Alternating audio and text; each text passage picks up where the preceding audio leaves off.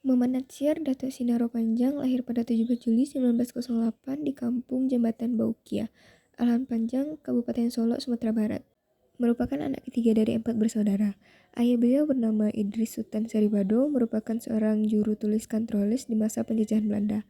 Sedangkan ibunya bernama Khadijah, beliau dikenal taat memegang nilai-nilai Islam. Muhammad Natsir belajar di sekolah rakyat di Meninjau dengan menggunakan bahasa Melayu. Ketika ayah beliau pindah ke Bekeru, tinggallah beliau bersama pamannya di Padang.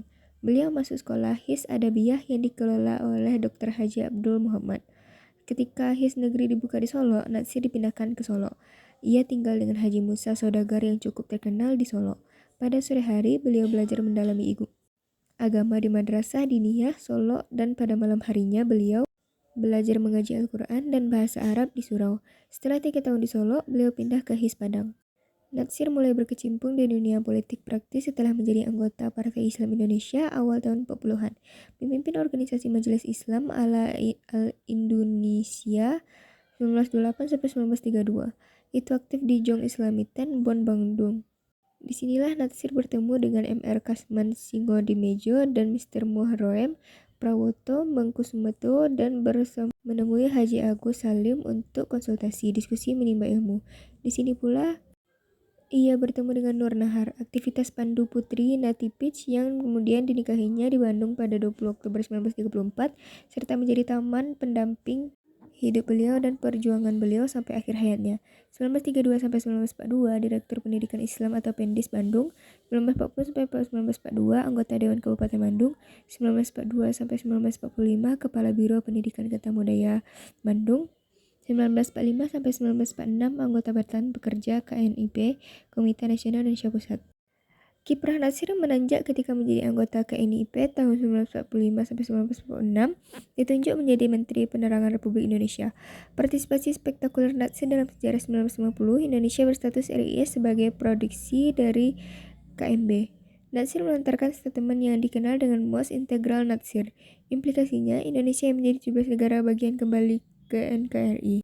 Soekarno mengangkat Natsir sebagai Perdana Menteri RI. Politik tertinggi yang pernah dicapai Natsir pada saat itu usianya baru 42 tahun. Tahun 1952, kunjungan ke beberapa negara di Timur Tengah.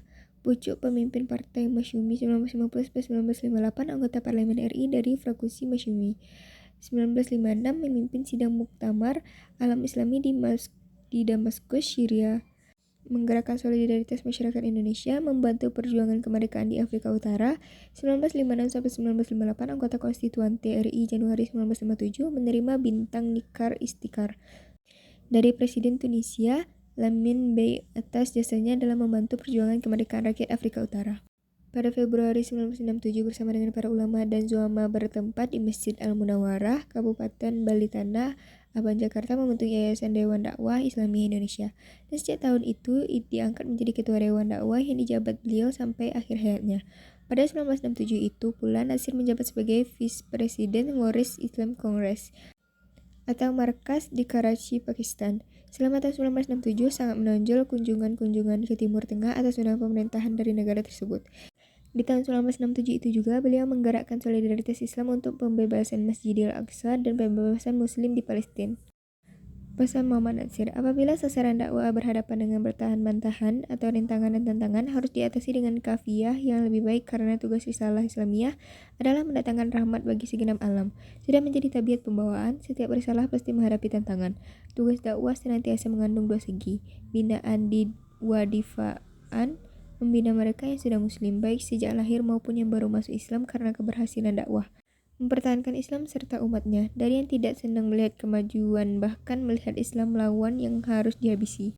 Ukhuwah Islamiyah wajib kita mewujudkannya dengan sungguh-sungguh. Kalau benar-benar kita hendak menegakkan Islam dengan segala kejumbangan di negara ini, patah tumbuh hilang berganti. Yang tidak berganti adalah bahwa kita tetap memilih melaksanakan tugas sebagai warga negara yang sadar dengan hak dan kewajibannya.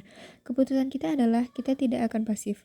Kita tetap memilih aktif di bidang yang kita anggap tepat, yaitu dalam bidang dakwah dan pendidikan. Bidang dakwah itu tidak dapat dipisahkan dari masalah-masalah keumatan, baik dalam arti sempit maupun dalam arti luas.